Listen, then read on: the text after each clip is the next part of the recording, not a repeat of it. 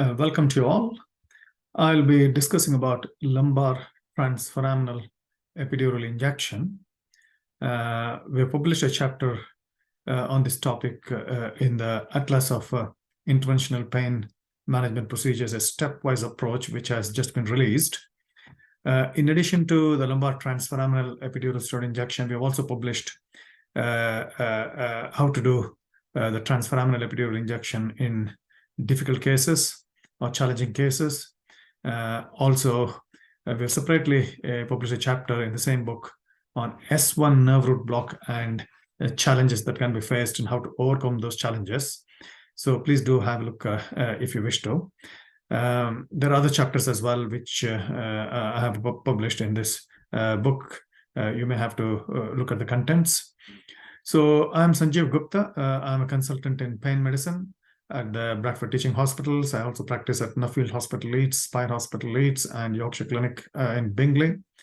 I'm an elected board member of the Faculty of Pain Medicine of the Royal College of Anaesthetists. I'm the chair. I'm the founder of the North England Pain Medicine Group, director of the Leeds Interventional Pain Medicine Cadaver course, which we conduct annually, and a senior instructor for the Spinal Intervention Society European courses. My website address is given below.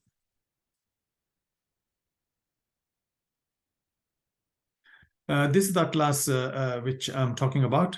Atlas of Interventional Pain Management Procedures, a stepwise approach. In my opinion, it's an excellent book, and you may wish to look at the contents and decide for yourself. These are some of the guidelines which I have chaired and published through the Faculty of Pain Medicine and the Royal College of Anaesthetists. Recommendations for good practice in the use of epidural injections for the management of pain of spinal origin in adults. Mainly discusses about good practice in providing epidural service in your setup. And the other two guidelines are on radiofrequency denervation, and the other one is on spinal interventions. They're all available on the Faculty of Pain Medicine website as well as the British Pain Society website. Now, the main reason we inject steroid in patients who have radicular pain is to decrease inflammation at the nerve root level where the pathology is. So compression of a nerve, in my opinion, causes paresthesia. If you sit on a toilet seat for a long time, you get paresthesia in your lower limb and you shake it off. But if there is inflammation around the nerve root because of constant irritation, because of osteophytes, or because of annular tear in the disc, due to which nucleus pulposus can leak onto the nerve root or the dorsal root ganglion, that can produce inflammation. If there is any surgical insult around, and if there is fibrosis around the nerve root, that can compromise the CSF flow along the dural nerve root sleeve, as well as the dorsal root ganglion cells. And that can lead to ischemia, starving of the nerve cells and the nerve fibers, and that can lead to radicular pain. So inflammation and ischemia are the common causes due to which patients develop radicular pain. And lots of chemicals are involved in producing neuropathic sort of radicular pain. And injecting steroid decreases the inflammation and the swelling around that area. And that's how the mechanism is. What it does, it buys time for the body to heal itself and adjust to the new environment. So injecting steroid very locally, targetedly, can help these patients, and there's enough evidence to substantiate this. The NICE low back pain guidelines, which was published in 2016, does recommend that in patients who have sciatica or neuropathic type pain, epidural steroids can be recommended for these patients, and we do that in our routine practice. There is also a systematic review of outcome studies and controlled trials, which was published in Pain Medicine Journal in 2013. In summary, it says that transforaminal epidural works in up to 70% of patients, which, and in terms of achieving more than 50% pain relief. It is not a placebo. It reduces healthcare consumption and can be surgery sparing. That's very important. They have been shown to be cost effective, and the duration of pain relief up to 12 months can last in about 25 to 40% of patients. This is a more recent publication wherein which was published in Lancet in Rheumatology, Lancet Rheumatology in 2021. For the first time, nerves reported that use of transforaminal epidural steroid injection as the initial invasive treatment is similarly effective to surgical microdiscectomy at reducing pain and disability from sciatica with symptom duration between 6 weeks and 12 months. This is a very bold statement, and it's a randomized controlled trial. So it is a very powerful sort of a study.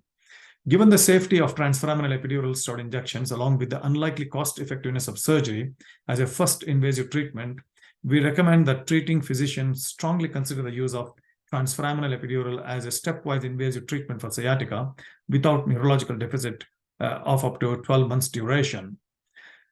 Surgery is still likely to be required for a considerable number of patients for whom transforaminal might not be as effective. So it's a very important study in my opinion. And I think transforaminal epidural is one of the procedures which you will be doing more often, and it's very rewarding to the physician as well as to the patient. Now, moving on to the technology or technique of doing the procedure, using a curved tip needle. So that is a straight needle, as you can see. Yeah, I used to use straight needle in the past, but once I started using a curved tip needle, I think it becomes so easy. So curving the tip of the needle helps you to navigate the needle. Otherwise, every time you have to come out and go in again and again. So it's not very comfortable as well. Curving the needle, you can navigate the needle in any direction you want. And this picture shows that. This image is taken from the Spinal Intervention in Pain Management book, which we wrote as an accompaniment to the Leeds Cadaver course, which we conduct annually. And it's published by the Oxford University Press. So if you can look at this particular picture, now clockwise rotation directs the needle tip to the right. If you can look at this, if you rotate the needle clockwise, it goes in this direction. Yeah. And if you reach a particular depth and you want to change the direction, anti-clockwise rotation directs the needle to the left. Just direct the needle, rotate it 180 degrees, and it will go in the opposite direction. So rotating the needle by any amount of degrees, 5 degrees, 10 degrees, 50 degrees, or 80 degrees, you can navigate the needle wherever you want. You can just go like that and reach the target point. Not that you have to go like that, but what I'm trying to say is it helps you to navigate the needle to the target point. Appropriate table is extremely important. And some basic principles about fluoroscopy I will tell here again. I have done a presentation on fluoroscopic anatomy of the lumbosacral spine, part 1, and cervical and thoracic spine as part 2 for minimally invasive techniques to be done for pain that originates from the spine. But here, very basic principle, the target point should be in the center of the screen, and you should be able to look one level above, one level below, and use the 3D principle. In the AP and oblique view, you can gauge the direction of the needle, but not the depth. If you want to gauge the depth, you have to go to the lateral view. Yeah. So direction, depth, if the depth is not enough, say if the needle tip is somewhere here, come back to the oblique view, direct the needle further where you want to go, and then check if the depth is fine. So 3D, direction, depth, and direction is what we say. And this particular images are taken from this book, Interventional Pain Management, a Practical Approach, which we published in 2016. When you're doing procedures under fluoroscopy, when a patient is in prone position, we will need to know which structures are in the way, or in our way rather, as we approach the target point. In this image, you can see, I'm planning to do a L5S1 transforaminal epidural here, but you can see a huge sort of a osteophyte here, a disc osteophyte because of osteophyte from the vertebral body, the L of the sacrum as well as the disc combined. Yeah, and this is overshadowing the target area. But we know that the disc and the vertebral body is anterior to the target point and not posterior. So having considered that, now I can see the L5 pedicle here. Yeah, you can see it's not easy. I know that it is quite challenging, and I can also see the L5S1 facet joint, which I've labeled here. Yeah, and left S1 superior process. You can see that, yeah. You can see that there is the ala of the sacrum, yeah. And there is an osteophyte from L5, and the pedicle is seen here. And I know that these osteophytes are all anterior to the target point. So here I've used a curved tip needle. I've hit the vertebral pedicle, yeah, L5 pedicle, in this way, and turn the needle, and I've just gone down below the pedicle to enter the L5S1 intervertebral space. So knowing the depth of each structures you encounter will be very helpful, and you have to construct a 3D image when you do these procedures. Now, another basic principle when doing transforaminal epidural is that if you're using fluoroscopy to do the procedure, the contrast, once the needle is in position, the depth, and direction confirm that the needle is in the right position in the intervertebral foramina. A true AP view should be obtained. What I mean to say by true AP view is the spinous process should be in the center of the two pedicle. Yeah, that is a pedicle, that is a pedicle, that is a spinous process there. That's a true sort of AP view. And contrast should be injected through a low volume extension tubing that's attached to the needle under continuous fluoroscopy. If you're using digital subtraction, of course, that is ideal. But if you're using transforaminal, it should always be injected in an AP view under continuous fluoroscopy through an extension tubing so that your hands don't get exposed to the X-ray. Here you can see, when I injected the contrast under continuous fluoroscopy, I could see a spread here that is a vascular spread. So in such cases, you need to be very careful not to inject any steroid immediately. I'll come to that in a minute. So that's one. And here you can see that is a static image after injection of the contrast. Once the injection was stopped, when you took an image, that's how it appeared. So if a static image is taken, and then if a contrast is injected and then image is taken, then you'll miss that vascular spread. But if it is a continuous fluoroscopy, then you're more likely to identify. So if you get such a picture, like say for example, you get a vascular spread, there are various ways of handling this. Of course, once any such picture appears, you have to rethink whether it's appropriate to proceed with the procedure. So in my practice, I've used several methods. In this particular case, I withdrew the needle and I conducted a interlaminar epidural direct at L5S1 level, directing to the left, and the patient had good pain relief. The other option could be that one can either withdraw or go deeper and inject again. And if there is no vascular spread, then they can inject a non-particulate steroid. I wouldn't suggest that we should inject a particulate steroid like depomedrone or triamcinolone in this case, but dexamethasone may be safer than the particulate steroid. So that's one option.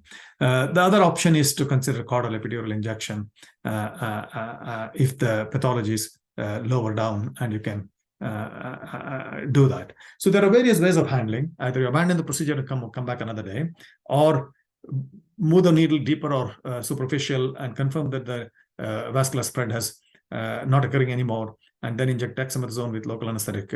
That's another option. Or go for interlaminar epidural or a caudal epidural. You have to make a judgment based on what the pathology is and where the pathology is and what the patient's symptoms are. Now let us get on to some cases and go in a stepwise approach to see how we can conduct this procedure safely. In this case, case 1, I'll discuss 3 cases.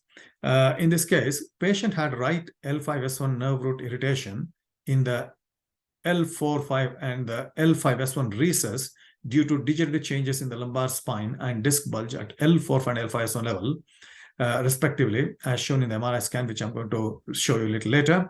This patient was listed for right L5S1 transforaminal epidural injection and right S1 nerve root block because the pathology is at 2 sites. Here you can see a pillow under the pelvis and abdomen to decrease the lumbar lordosis.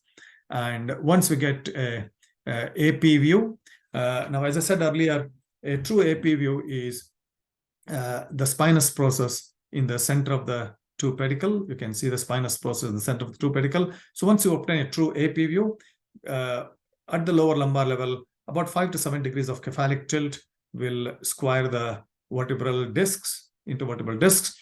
Again, look at my presentation on lumbar fluoroscopy for minimally invasive interventions at the lumbar level. I've done a presentation on that as well.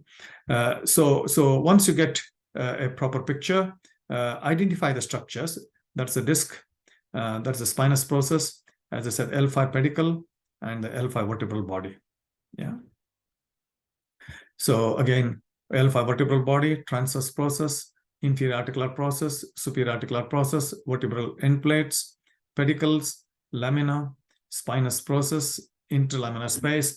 And what you also have to understand is the junction of the superior articular process and the inferior articular process is known as pars intra-articularis. And often you'll see radiologists reporting pars intra-articularis fracture at L5 level. Yeah, that is a fracture here, and that will lead to spondylolisthesis. And all these things can make the procedure technically difficult. So if you are aware pre-procedure of all the pathology that is present there, you can sort of plan your procedure well and do it safely as well. Because if there is significant spondylolisthesis, there could be slight movement of the nerve root in any direction you can think of. So if you're aware of that, you'll be more careful or extra careful and make sure that the nerve is not injured during the procedure. Here, once you obtain the AP view and cephalic tilt to square the disc closest to the target point, right oblique view here in this case, and identify the structures again. You can see the inferior articular Scotty dog view. Yeah, you can see that. There is a snout, there is the ear, and there is the lamina, but the body, tail, along with the transverse process is the pedicle and the transverse process and the hind limb.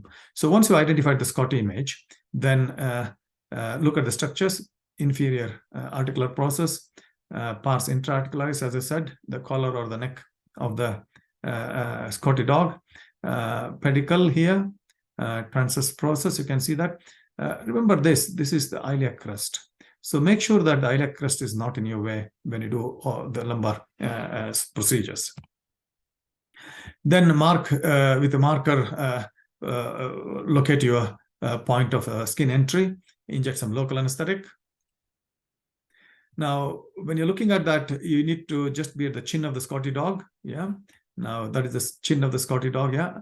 And the pointer should be just lateral to the 6 o'clock position. If you look at that as a clock, yeah, that is 12 o'clock, 3 o'clock, 6 o'clock, 9 o'clock. So on the right side, you should be just lateral to the 6 o'clock position of the pedicle. If you're medial, the chance of dural sleeve injury will be high. And then that can lead to injecting steroid into the CSF, which can have its own problems, which I'm sure you're aware of. Now, in the subpedicular technique, what we do is we place a needle just below the pedicle and not very medial. As I said, it should be lateral to the 6 o'clock position, the tip of the needle. Otherwise, you can see that's the dorsal root ganglia, yeah, and that is the dural sleeve. You can see the dural sleeve covering here, yeah. That is the dural sleeve, yeah. So if you're medial to 6 o'clock position of the pedicle, you are more likely to injure the dural sleeve and cause complications. There is a chance of injuring the nerve as well. So it should be lateral to the 6 o'clock position on the right side and lateral to 6 o'clock position on the left side as well. Yeah. So you can see here, there's the nerve root, the pedicle, safe triangle, they call it, but nothing is safe in my opinion. If there are changes in the spine, that can move the nerve in any direction here. So one has to be very careful. So here you can see L5 pedicle, yeah, and the needle, that's the iliac crest here. There's a superior articular process. Make sure the superior articular process of S1 doesn't come in your way. At L5 S1 level, the procedure can be quite technically difficult because sometimes this iliac crest will come in your way.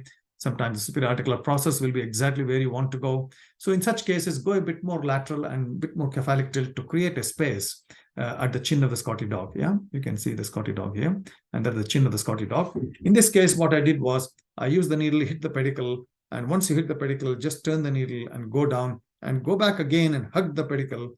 And if you're encountering bone, then turn it back and go down. So you're basically touching the pedicle and rotating the needle by 180 degrees at each time so that you're progressing millimeter by millimeter. Once the depth, once you know where you are and you've taken a lateral view, and the depth is satisfactory. Look at the AP view. Here, AP view showing the needle in position for L5 S1 level and in the S1 foramina. So once the needle is in position, then check the lateral view and identify the structures again. So that's the vertebral end plate, as you can see. That's the lateral view. Vertebral end plates, L5 vertebral body, L5 S1 foramina, L5 pedicle, that is the L5 pedicle, L5 superior articular process, inferior articular process of L4 body. Now, one important thing, you can see this image in the lateral position. Now, if you are having difficulty in identifying the intervertebral space, or the disc space is not very clearly visible, both will occur simultaneously generally, then turning the C-arm in the lateral position, either this way or this way, turning the C-arm either this way or this way, it's called as wig-wag. So turning in either direction, do continuous fluoroscopy and see which side you want to go.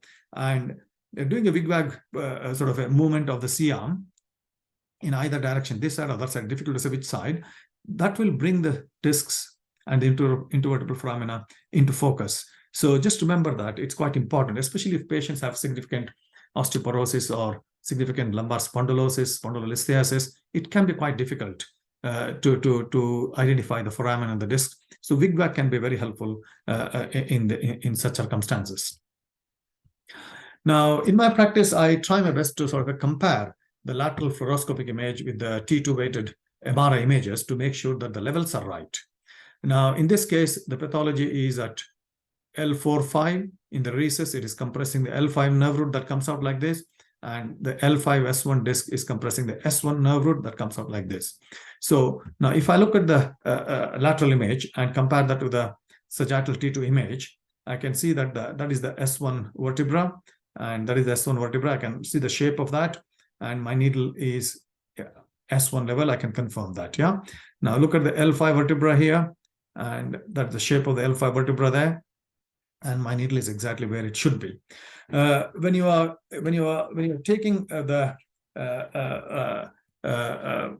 sagittal images, try to take the central image rather than the right-sided or the left-sided MRI image, because the image may appear slightly different if you are if the sagittal image is from the lateral part of the spine.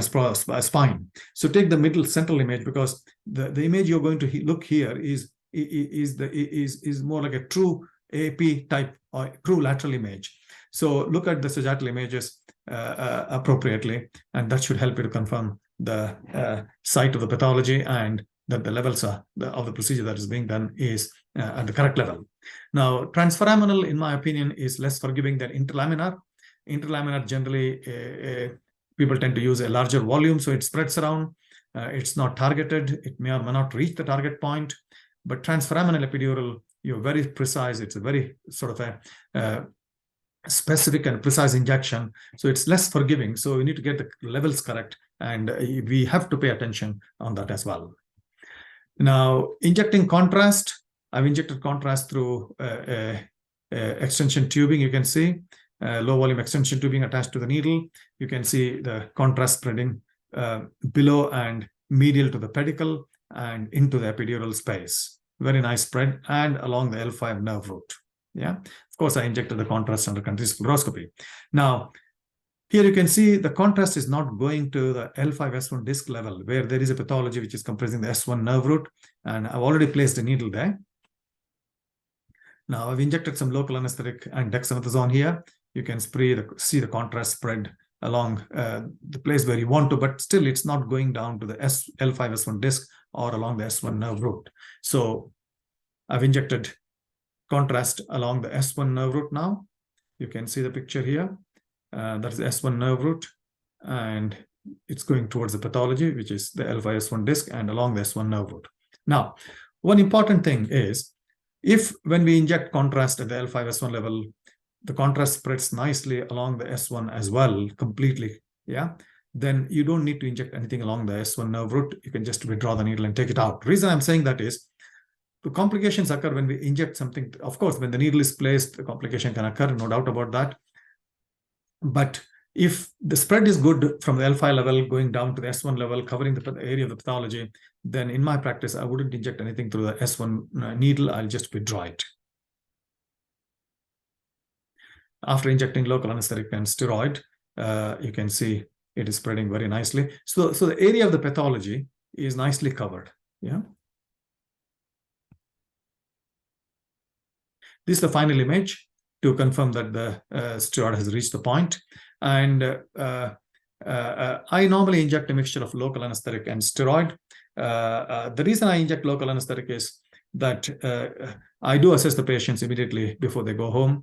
And if they've had good pain relief immediately after the procedure, I know that the local anesthetic has gone there. And since I've mixed local anesthetic and steroid together, I know that the steroid I've injected has reached the pathological site.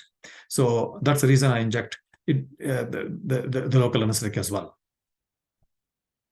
Case number 2, radicular pain in the left L5 distribution due to irritation of the left L5 nerve root in the L4-5 recess due to L4-5 disc bulge. Now, what is L4-5 recess? What is why is it compressing L5, not L4? Normally, if there is foraminal narrowing or the pathology is at the foramen level, then you're likely to get irritation of the nerve at L4 nerve root irritation. But once the nerve has come down slightly away from the foramina towards the L4-5 disc, yeah, if you look at the discs are slightly lower to the foramina, which I can discuss in the lateral view a little later on. So I suggest you need to contact one of the radiologists, MSK radiologists, understand what L4-5 recess is.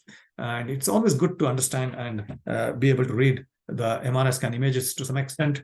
And when you show these things to the patient in the clinic, they get more confidence in you. And it's really not difficult to understand the MRI images on your own. So here we have taken a true AP view first with the two pedicles, the spinous process in the center of two pedicles, cephalic tilt to square the vertebral end plate closest, and then we've gone left oblique. In the left oblique image, identify the target point, identify the structures. So if you look at this, Scotty dog here, yeah. So that's the pedicle, yeah, L5 pedicle. Now here, if you're planning an L5 S1 transforaminal, it will be quite difficult because the iliac crust has come in your way, yeah, and the superior articular process of S1 is also on your way here, very close. So you may be able to go here, but that's too medial in my opinion. So the iliac crust will come in your way. So you'll have to decrease the obliquity slightly and maybe go slightly cephalic to bring the superior articular process down and the iliac crest laterally so that you can see a clear sort of a area where your target point should be. But however, in this particular patient, we are planning L4-5 transforaminal, L5S1 transforaminal to get the L5 nerve root. So I have adjusted the image a little later. I'll show that in a minute. So that's the L5 pedicle. Just understand this. L5 superior articular process, yeah, and that's the iliac crest, yeah. L4 inferior articular process, lamina, vertebral end place, disc space, and the junction or the collar, you know, of the superior articular process and the inferior articular process known as pars intraarticularis. So what I've done is, this image was just to show you a lateral view. It was not of the same patient, but here you can see the image is much better here. Rather, it's a bit blurred, I know that, but it was not an easy case either. So you can see the fluoroscopic view here. It's rotated to the left oblique, and here you can see the pedicle, yeah, and the superior articular process of S1, yeah. The needle is just entering the intervertebral foramina, and that's the lateral view. You can see the tip of the needle here, yeah. That is the pedicle, and that is the intervertebral space, and that is the L4-5 disc space, L5S1 disc space, and L4-5 intervertebral space as well. Once the needle position is gauged, so direction, depth, and back to direction, I can see that in the AP view, true AP view with the two pedicles and the spinous process in the center, you can see the tip of the needle is here, yeah. It's just lateral to the 6 o'clock position. and I've injected contrast under continuous fluoroscopy through a low volume extension tubing attached to the spinal needle. And you can see the contrast spreading below and medial to the pedicle and into the vertebral space and along the L5 nerve root. And you can see further spread along the site of the pathology. It's going to the site of the pathology. That's the site of the pathology. Yeah, you can see that after injecting local anesthetic and dexamethasone. Now, third case, a patient had right L5 radicular pain due to irritation of the right L5 nerve root at the L4-5 recess due to degenerative changes and disc bulge at L4-5 level. Now, in this patient, although the patient had a disc bulge at L5-S1 level contacting the right S1 nerve root, they did not have any pain, neuropathic symptoms or pain in the right S1 distribution, and hence right S1 nerve root block was not considered. So, very important message here. I always tell patients that we have to marry the MRI scan images or results with the patient's symptoms and then only consider any procedure. You often see that there are quite a lot of changes on the right side, but the symptoms are on the left side. So don't treat the MRI scan, but marry the results of the MRI scan with the patient's symptoms and then consider any intervention. Again, same procedure. You have to take a true AP view first, then go cephalic tilt and square the vertebral end plates closest to the target point, and then go oblique right or left. In this case, I have done the process and gone right oblique. Identify the Scotty image. Yeah, Scotty image, you can see that. That is the ilia crest. Yeah, so it's not in your way. If I had gone a little more lateral, this would have come this way. Yeah, and if the superiorticular process of S1 is in your way, just go a bit more cephalic tilt, and that will create some space for you here. So I've contacted the, if I can show like this, I've contacted the pedicle like this, then turn my needle, gone below the pedicle, turned again, hug the pedicle, gone deeper. If there's any bony resistance, go again, if 2 or 3 millimeter, and go back again. So using the curved tip needle, you can navigate the needle and hug the pedicular bone and be close to the pedicle. That will decrease the chance of nerve root injury, especially if there is any spondylolisthesis or excessive vertebral osteophytes or significant lumbar lordosis. It can make the procedure much safer, in my opinion. And that's the lateral view. Again, I've compared the lateral fluoroscopic image with the T2 weighted MRI scan image. That is the L4-5 level and L5-S1 level. There is pathology here is compressing the L5 nerve root. You can see that here, L5 nerve root. And the S1 nerve root, although it's being touched by the L5-S1 disc, patient didn't have any symptoms. So we just did the L5-S1 transforaminal only. You can see vertebral body, the disc space, the pedicle here, L4-5 disc space, intervertebral space, and you can see the tip of the needle in the intervertebral foramina. As I said, if the disc space is not very well visible, or if you're not sure about the intervertebral foraminal sort of a outline, then do a wig-wag. Just move the C-arm in the lateral position on either side and see if you can improve the picture. Now here you can see AP view with true AP view again, pedicle, spinous person, center of the pedicle, and a contrast injected under continuous fluoroscopy in AP view via an extension tubing. You can see the contrast spreading below and medial to the pedicle into the epidural space and along the L5 nerve root. And this image is after injecting local anesthetic and steroid through the extension tubing. These are some of the other books we have published. There are lots of sort of evidence, as I said earlier. These are some references. Right, thank you very much for your attention, and I hope you enjoyed.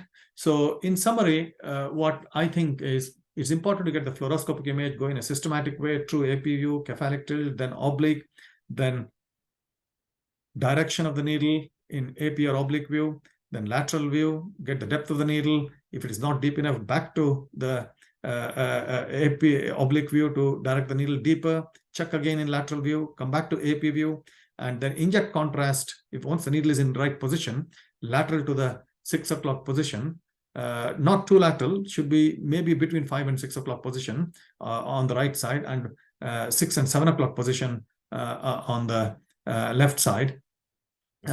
Inject contrast under continuous fluoroscopy, make sure there's no vascular spread, then inject the local undertaken steroid, you want to inject. But before injecting local undertaken steroid, make sure that the contrast has gone to the target point where the pathology is, and always inject under continuous fluoroscopy. If you have digital subtraction angiography or digital subtraction imaging, then of course that is ideal. Otherwise, we use continuous fluoroscopy for when injecting contrast. Thank you very much.